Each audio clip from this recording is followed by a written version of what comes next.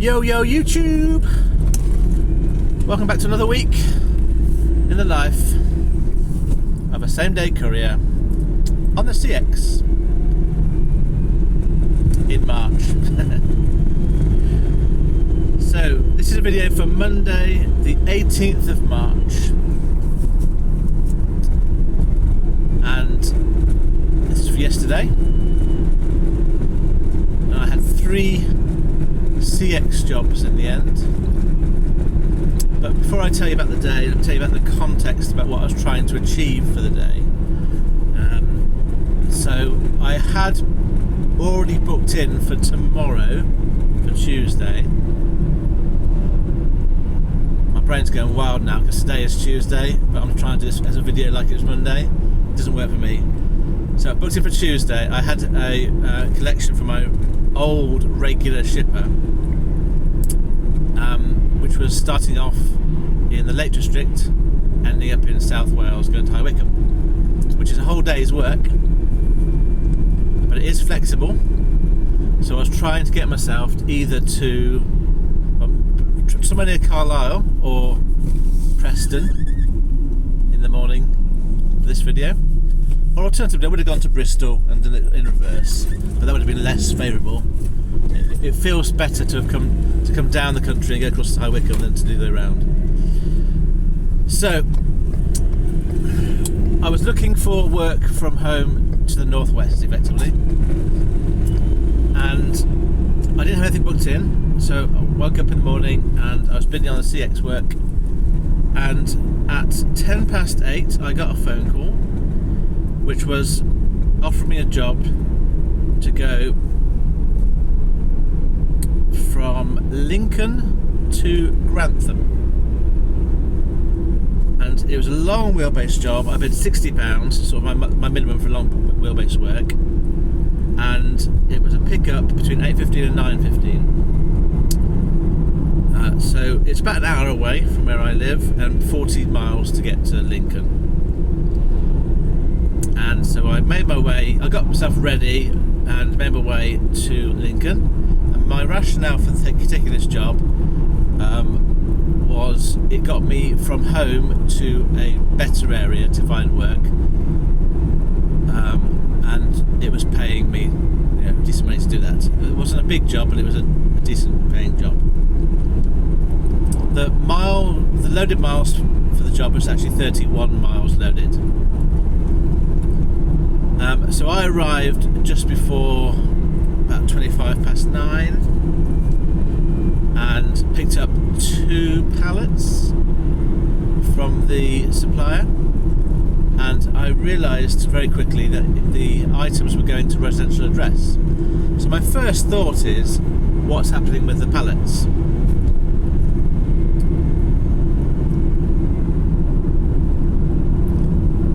But there's not really much point in me asking the people who give me the pallets at the pickup place what they want to do with the pallets, because they probably won't know. So I made my way to Grantham.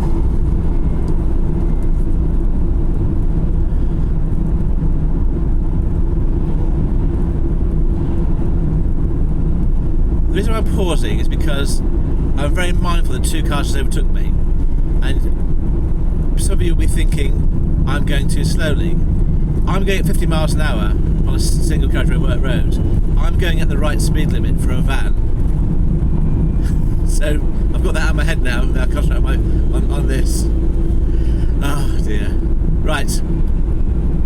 So what was I saying? So I went to Grantham, and it was quite interesting because I was carrying solar panels and equipment to put up solar panels. So it was quite interesting to see what kit comes with it. There's 2 batteries, 8 solar panels, and some various fittings to go with it. So I arrived at this residential address, and there was thankfully there was 2 or 3 guys, well, 2 guys that actually did the lifting and carrying. But there was 3 guys on site, and they thankfully did offload my van for me because it's quite heavy stuff, and I really aren't able to do much handballing at the moment.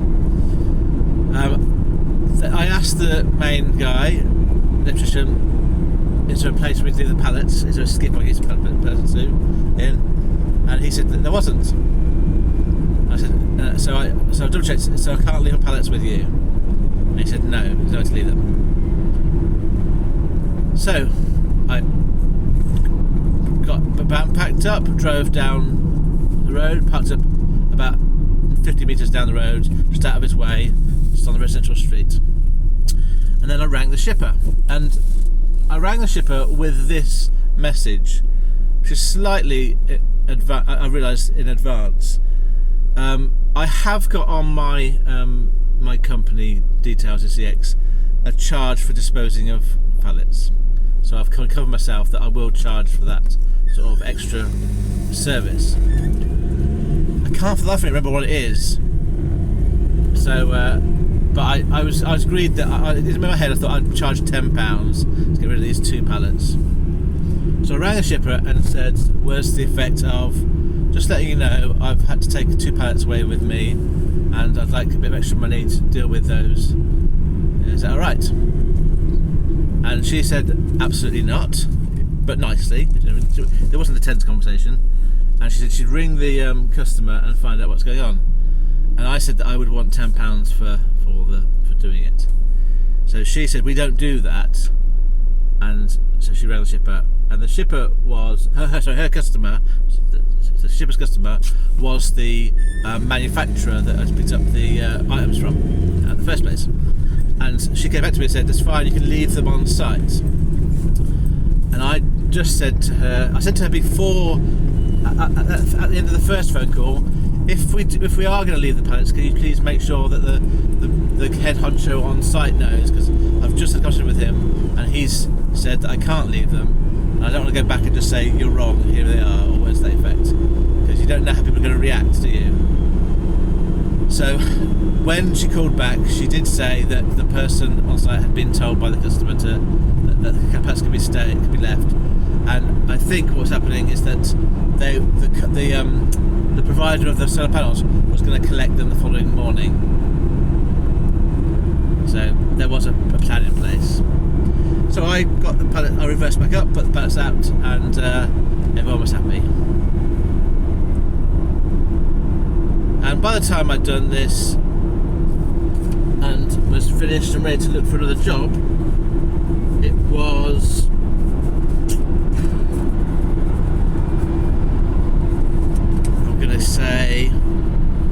let's say 11 o'clock. I can't remember exactly what time it was. I picked up at 9:15. It was about an hour, 10:15, half an hour. So maybe about 11:15.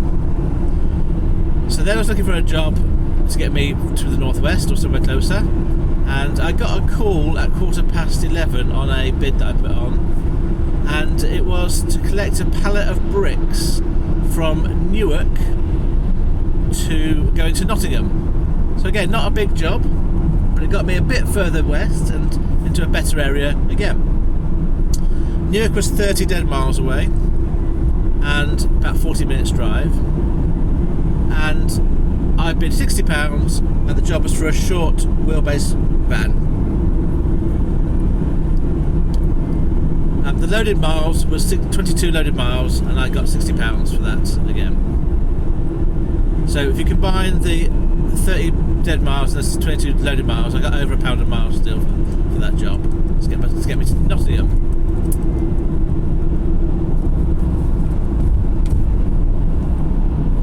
So I arrived around about 12 o'clock-ish to pick up the bricks. The only thing of note to say about this was the pallet was loaded.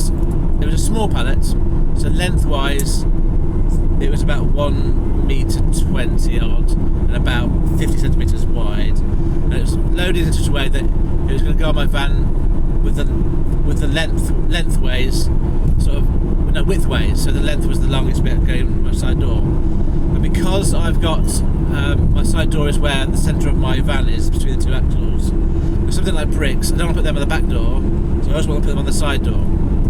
And the door width was like probably an inch in total wider than the load.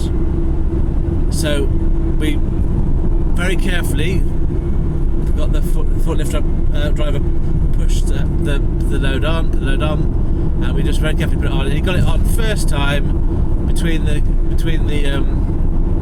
gap that was about half an inch gap either side. And he got it on first time, and then pushed it into the middle of the van. So I was quite impressed with that, and told him so. He didn't care less. He wanted me to get away, but I was impressed with his ability. And then that meant that I had a little bit of a concern that would it be a different problem at the other end? Would the person at the other end be quite as efficient at getting the load off? But that was for another day, I suppose, or another time at least. So I drove the short distance to Nottingham with these bricks.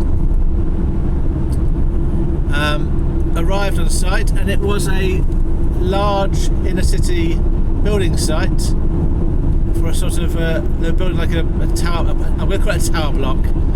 It was offices, I think, like many stories high. So quite a professional outfit. There's barriers, security gate.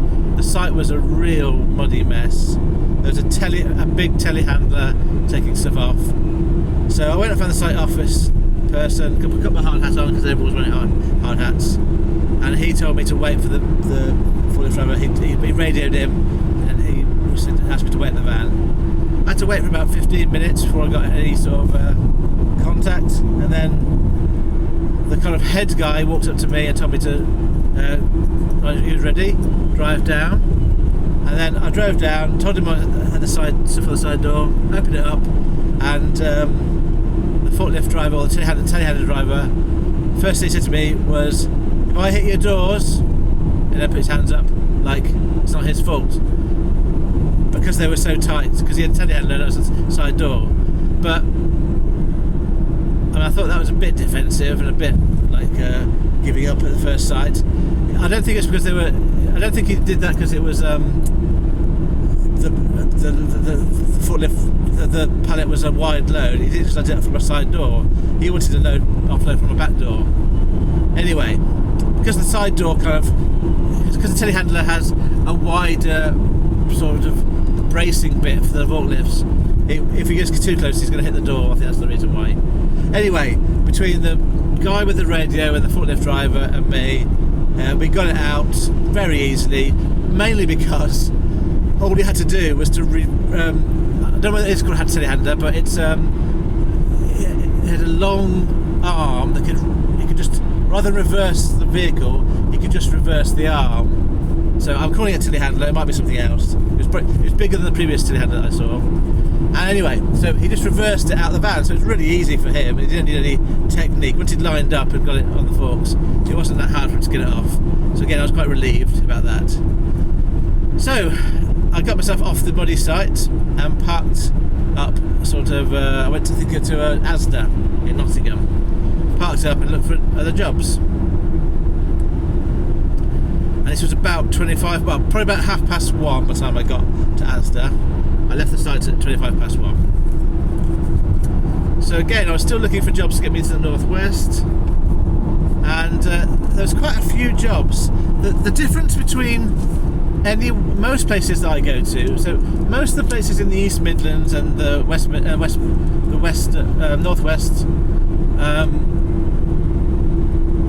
have lots and lots of jobs pinging out quite regularly. I can't do them all; they're not always suitable for me, but there's plenty of choice. But in my area, it definitely is more like the northeast, where there's a few jobs that come out, or my experience of the northeast, there's a few jobs that come out. Yeah, they do come out, but they don't ping out every few moments. So you've got to really kind of take your chance, or price keenly, or be in the right area at the right time. So there's certainly a difference. If you don't do this job, there's a difference in where you're based in terms of the kind of experience on CX you're going to have.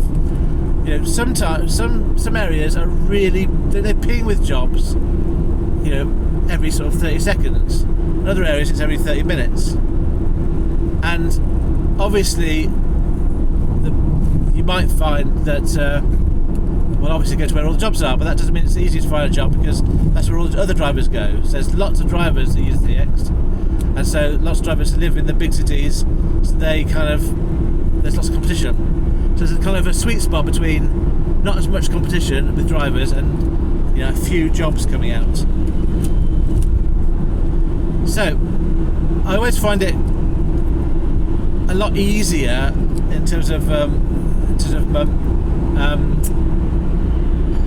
bidding process. There's plenty to bid on in these areas. So sort of when I went to Lincoln and Grantham, Newark and Nottingham, all that sort of area, it's all a bit easy to find work than my home area.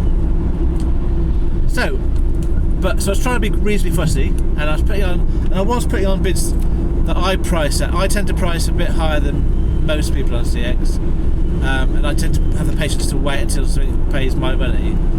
Until I get, it probably takes me about an hour and a half before I start reducing the money, which isn't necessarily a good thing, but it's just what I've learned about myself.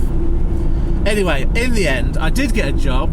I got called at 3 o'clock, so it's a bit of a wait now, from 1:30 to 3 o'clock, and it was offering me a job. It was wait and return from Loughborough to Northampton. So again, quite a small one. But in the back of my mind, I thought, well, it's time for me to do that and get back and perhaps look for a late job somewhere else. So I arrived. I went to the pickup point at Loughborough, and the pickup point time was 3:30 to 4 o'clock. And when the guy gave me the job, he did say they're not quite ready for you. But I said I'm not going to be there till 3:30. So I got the call at 3 o'clock. So that should be fine. So he said they'd be ready at 3:30, and that's when I'll get there. So that seemed to tie in really nicely. So I arrived actually at 3:25, and the other thing to mention was this particular shipper took the time out to give me some pretty detailed information about where to find the loading point, because it was behind another building, and I found that really useful, and I thanked him for that. And he also put the notes on the booking, which again was really useful, and there was lots and lots of template style notes about his booking, which I did read the first bit, and then a lot of the rest of it I didn't bother reading because it was all sort of standard stuff, but I sort of knew vaguely what it was saying. It's about waiting times and mainly about waiting times, about what the process was and stuff. And I skim read it, and so it was nothing there that put me off. So the job was for a medium wheelbase van. It was 80 miles loaded, and I bid £75 for that job. And as I said, made my way to the pickup point. It was 30 minutes away, roughly. I got the call at 3 and arrived at 3:25, mainly because I had such clear instructions. And then I went to the. I also had a named person at the pickup, a named person at the drop off, and their phone numbers, which again is really helpful. So I went to find the person at the pickup, and I spent a while I was there, and he knew I was there. He was expecting me. And said they weren't ready yet for me. So that's fine. I went in my van, and he was making a call to his colleagues about where were they with the load, getting ready, and I could tell from the radio phone call that it wasn't all going to plan. I'll summarise and say what I heard at this point was we haven't made them yet, and we need to get some items from Screwfix first. So I thought this could be a long wait, but I'll just wait in my van. So I went to wait in my van and went there for about 10 minutes, and then I rang the shipper because it did say, and I think it makes perfect sense, that if there's any waiting, you must contact the shipper very quickly to let them know. So I just rang the shipper to let him know that there was going to be some waiting. It was 1/4 to an hour. I've been there for 1/4 of an hour, and I'll let him know what happened.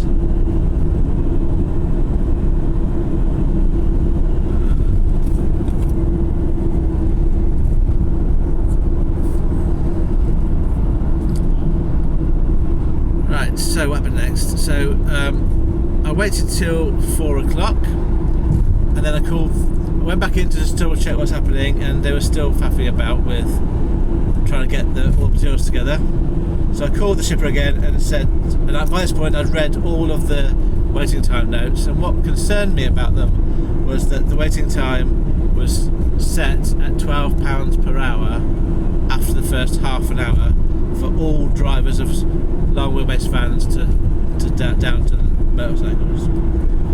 And my hourly rate that I want to achieve is £30. So I sort of think that £30 waiting for an hour after half an hour's free waiting is a fair price, £30. So I rang the shipper and just said, at this point I'm a bit, I used the word anxious about the discrepancy between what you're expecting to get for waiting time and what I'm expecting to get for waiting time. And I said what it was, and he was quite shocked about my amount. And he said, well, what are you going to want then? And it seemed to me like a quite tense answer. So to just de-escalate, I just said, I don't want at this point to sort of define the amount. I just want to express my anxiety about the difference we have in expectations. And then once I'm actually loaded, and because it's a wait and return, once I've actually loaded at the other end as well, and then I know the full extent of the waiting, we can then talk about the actual amounts that I want to get for waiting. But I wanted to put him on notice that I'll get to think about that £12 an hour after the first half an hour of free, I felt was not fair. And it definitely said £12 per hour. So I've come across shippers in the past who will only pay waiting after a full hour. So as far as I was concerned at this point, if I waited for an hour and a half, I would get £12 from a shipper for waiting for an hour and a half. The first half an hour for free, and then the first hour only when waiting for an hour you get £12. And I just felt that was a complete waste of my time. So at this point I said that and just left it at that. Eventually I did get loaded at pretty much bang on 4:30. So my total waiting time was an hour from when I was meant to arrive. And so I was expecting to get paid for half an hour. And I do my wait time pro rata. So for me, half an hour of waiting time is worth £15 of my time. But I often kind of accept 10 if there's a bit of negotiation involved.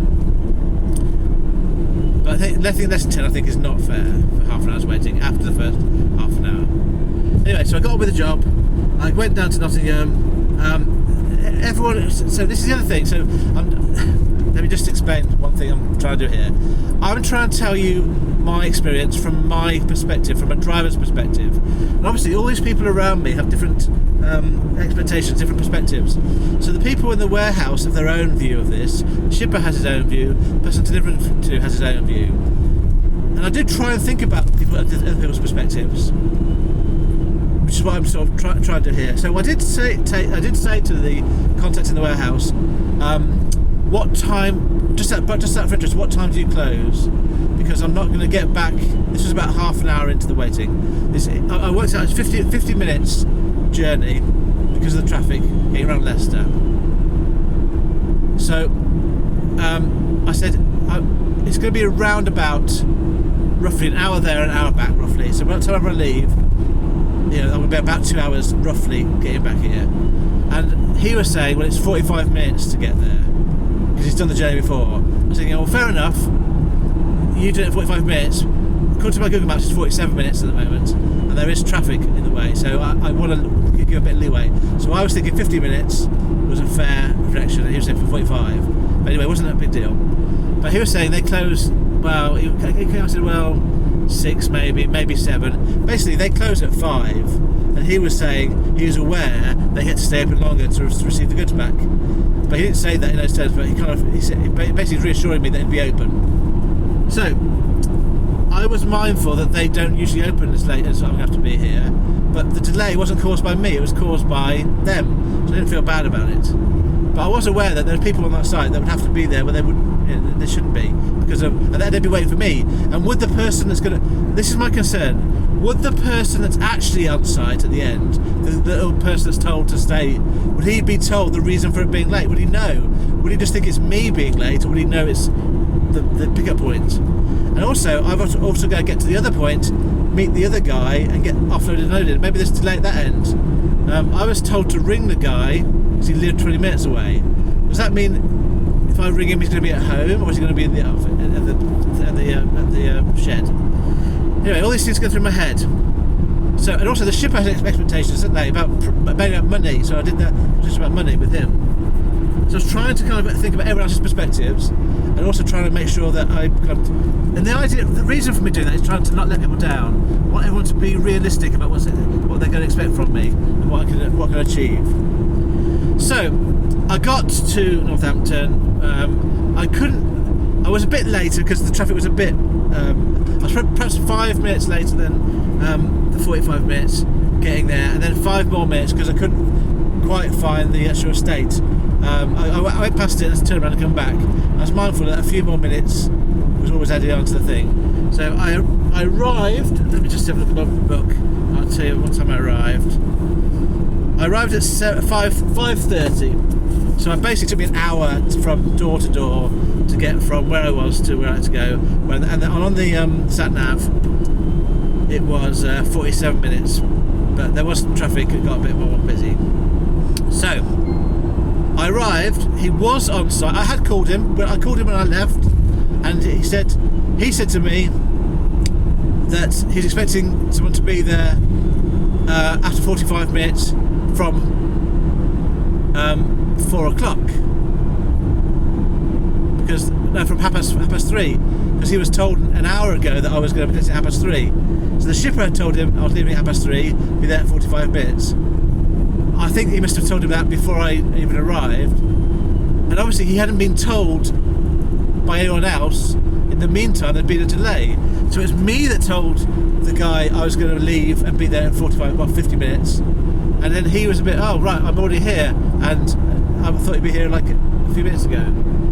I mean, I don't think it's my job to tell the customer what time I'm going to be there if it's not my fault that I'm late. I suppose it can be my job, but I shouldn't. I don't know. It feels a bit like I'm doing extra stuff that's not my responsibility here to alleviate everyone else's different perspectives on the job. Anyway, it's my perspective on it. So I don't mind doing it. Just that it feels like if I didn't speak fluent English, how would this happen? Everyone would be really upset. But because I can, I'm sort of adding value to this, but I don't get extra money for it. Anyway, I got there and he was actually fine in the end. The guy collected was fine. He took the stuff off the van that I was delivering, put the stuff on the van that I was collecting from him that was returned, and he was actually not an issue with me being, in inverted commas, late to him. So that was done quite quickly, and I left his site at 5:45. No, it took me 10 minutes, 20 to 6. So we're in and out in 10 minutes. And then I made my way back to Loughborough. And I ended up arriving at about 6:30. So it took me a bit less time to get back, about 50 minutes to get back. Mainly because I knew exactly where I was going. And the traffic was not quite as busy going the other way. We got offloaded within about 10 minutes. Everyone had gone. There's one guy that was left who opened up for me, and we got offloaded. He let me use the toilet before I left, and then I was off site by 7:22. And then I called the shipper. Oh no, sorry. I forgot something. This is a bit technical, and this is the bit that really I had anxiety about this job because of trying to get everyone informed about the timescales and what's realistic about getting this done, and everything. And I had anxiety about the payment for the waiting time, And the cherry on the icing of the anxiety cake was the following thing. And if you don't do this job, you won't have a clue what I'm talking about. If you do use CX, you will probably know what I'm talking about. This was a wait and return. This was a pick up, drop off, pick up again, and drop off. It was all at one CX job. What should have happened is there should have been an intermediary stop on the app where I could have delivered like a stop completed, and then a return journey to my original point of my original loading point. But this was just a standard CX job, A to B. So when I offloaded, when I explained that when I put into CX my unloaded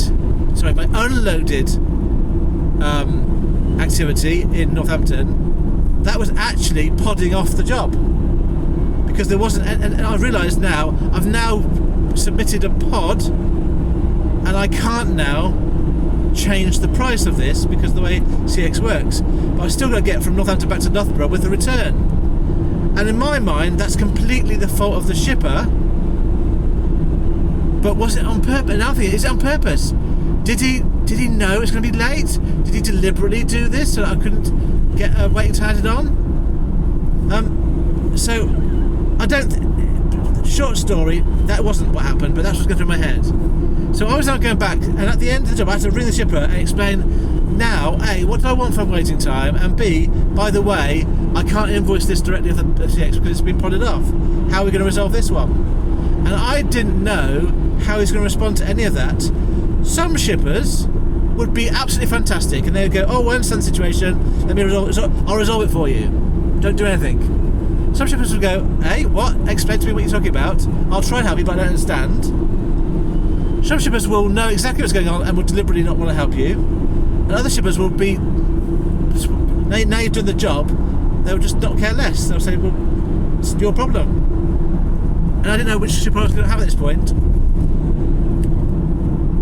So I rang the shipper and explained the situation and said that I was asking for £15. No, I was asking for £10 for waiting. No, actually no. I said I'm asking for £15 for waiting. It's half an hour, but I'll do it for 10. I think I offered 10. I think, and he said, "Oh, no, I'll give you 12." And I was confused now because the first half an hour are free. It's £12 per hour. Now he's offering £12 for the half an hour that I'm doing. So I'm not going to argue with you. That's fine. But I did explain, well, I'm confused because I thought that he was going to be offering £6, which is why I really wasn't happy about that at the start. So I don't know whether me preempting it made him think about it in the hour I was doing the journey, or whether he's always going to do £12 just as a standard rate. But it's not clear. You should put in £12 for every hour or per hour if you're going to do that. But from my point of view, it's not clear, and I was not easy and calmed about the whole thing. Anyway, so as soon as he said I'll give you £12, that's fine, excellent. Right, now how are we going to resolve the situation with the pod? And he said he was one of the people that knew what was going on, and he just said that's fine. On my spreadsheet, I'll put down £12 extra. When you invoice me, just invoice me for the £12 extra. So he made it really easy. So I just, now he's put a note on his end to pay me £87. So once an invoice, I'm just going to create an invoice now that has £87 on, not the 75 original one. And also he backed it up, which I thought was really good, with a text. He texted my phone with, actually, I've confirmed I put this on a spreadsheet and the amount, £87. So in the end, this is one of the good shippers that I dealt with, who did make it, who resolved the problem himself and gave me a solution rather than me necessarily having to do it myself. So I was now, so obviously now it was 20 to 7. I did look for jobs. I looked for jobs for about an hour. I just parked outside the on the training estate outside the depot, and I looked for about an hour, and there's not much coming up by this point, so I gave up. And then I had a choice to make. Do I go home? Home was an hour and a half away, 55 miles. Or do I go to my mum's house, which was 60 miles, about an hour and 20 minutes away? So I was kind of really right in the middle of that decision. And I thought about it, and both options were possible. But I was thinking about all the miles I was going to do doing that. And actually, why don't I try something a bit different?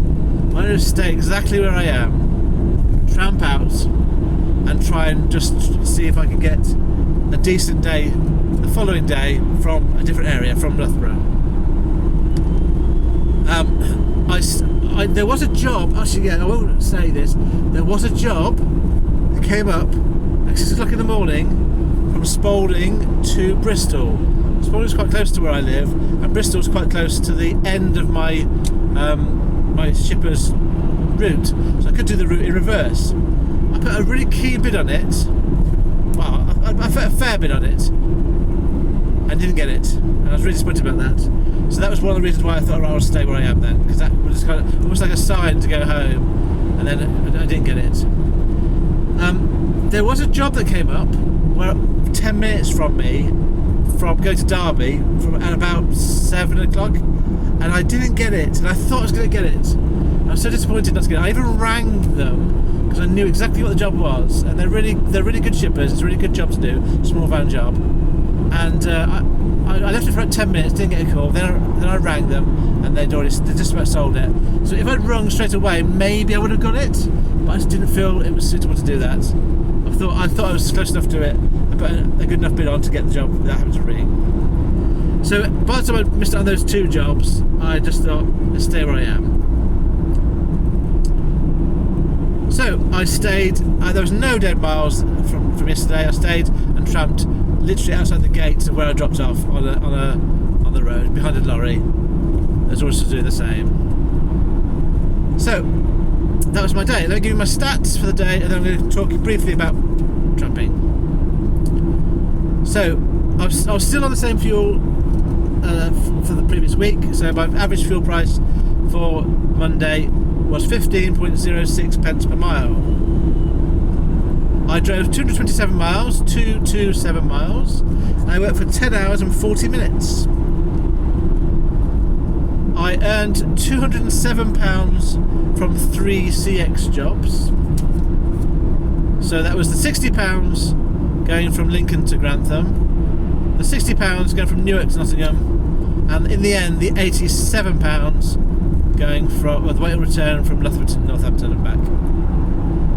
So £207 gross. That means I spent on fuel £34.19, and so my gross earnings for the day was 173. Now I hadn't got myself anywhere near my pickup point for my shipper's job, but I can do that job on a different day. It's flexible, so I've just moved on a day. I aim to get there by the end of play on Tuesday for a Wednesday delivery. So the day was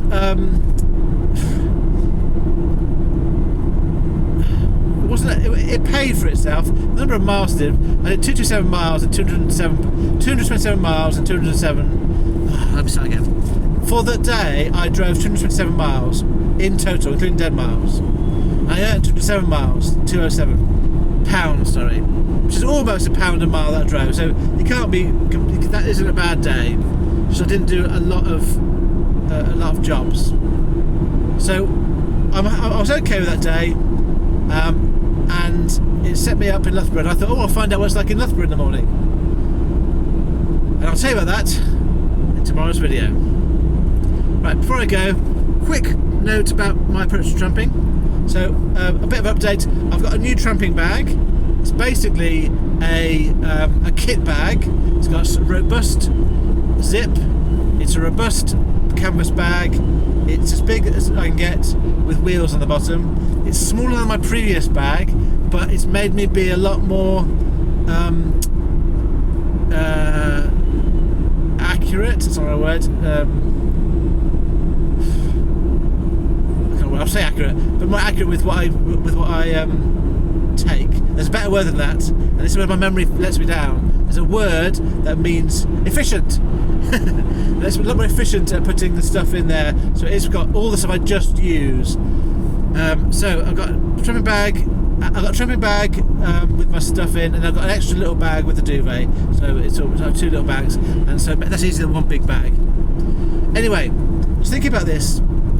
I get quite a lot of feedback about tramping, saying why don't you use a hotel, and isn't tramping awful and stuff, and X, Y, Z. Do you have a heater? No, I don't have a heater.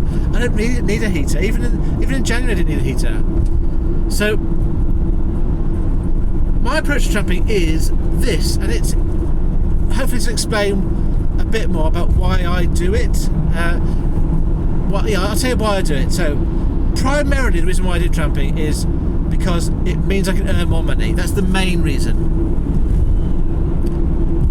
Because I can go anywhere, anytime, and I don't have to necessarily be tied to going home. I want to try and restrict it to 1 night at a time, because I found that works best. But I will do up to 2 nights at a time. I think today could be a 2-nighter. This one. But the reason why I also like tramping is about my mental comfort, because the alternative is to go to an Airbnb or a B&B or a cheap hotel, and not only does that cost a bit of money, so let's assume that was free, I still wouldn't do it, because what you get in a sort of Airbnb type environment is a more comfortable bed and a shower, so you get a more physically comfortable night's sleep.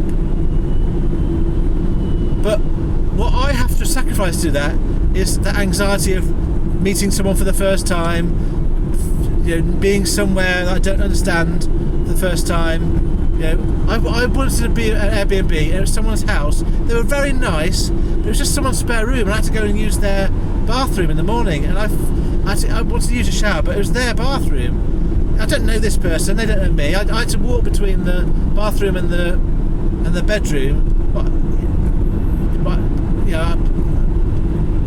I might have been seen. I wasn't naked, but I might have been seen, and they might have said something to me like, "Good morning, do you want breakfast?" And I would have hated that conversation that morning. I don't want that. It's not because I don't like people. I just don't like. I've explained this so many times before about how I'm not comfortable with people.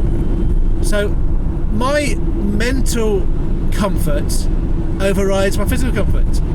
So take that scenario. I park up in my van on my own. I drive up to a curbside or to a park for the night place, a car park. I avoid all contact with anyone else. I get in the back of my van, I set up, and I'm in bed. And I can play a game or watch a video or whatever, or go to sleep. There's no anxiety involved in that. There's no mental discomfort for me. And I'm sure lots of you don't get it. I'm sure lots of you don't understand why is it a big deal to go to a hotel or an Airbnb or something. And fair enough.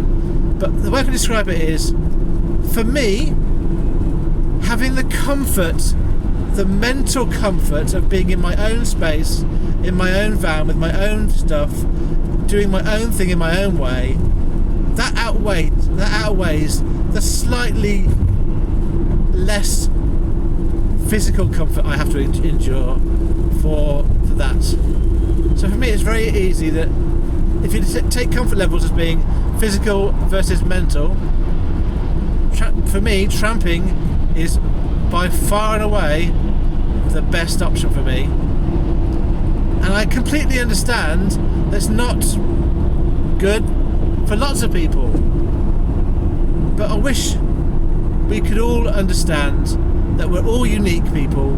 We all have our own preferences, and there's no single right or wrong way to run your own business. Okay, that's it. Thank you very much for listening or watching my video, and I'll let you know how it goes in tomorrow's video. Farewell, friends.